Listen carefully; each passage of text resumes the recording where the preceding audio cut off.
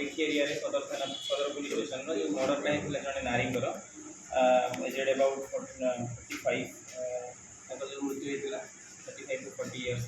से मृत्युर जी थी main accused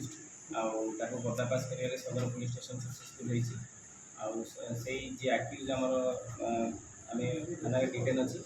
accused during interrogation तार कंप्लीट जमी केमी से दिन अकरेन्स थी सब आमको कहवा सहित आमको से जो विपन से काठ फड़िया मुंड को मारी रिकवरी देती इन्वेस्टिगेशन में डिसीज फोन सीज कर सदर पुलिस बर्तमान प्रिलिमिनारी इन्वेस्टिगेशन जी जना पड़ी से आमर जे डीसी जे थे पाखे आक्यूजर किसी अफसिल पिक्चर थी जोटा को लेकिन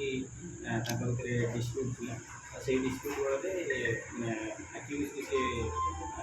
से आक्यूज पाइबा फोनटा छड़ाई चेस्टा कर रात जो सक्सेसफुल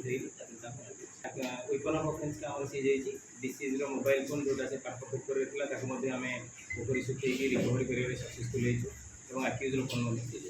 बर्तमान पर्यटन ये जड़े आक्यूज कहीं सेमती से गोटे गाँव से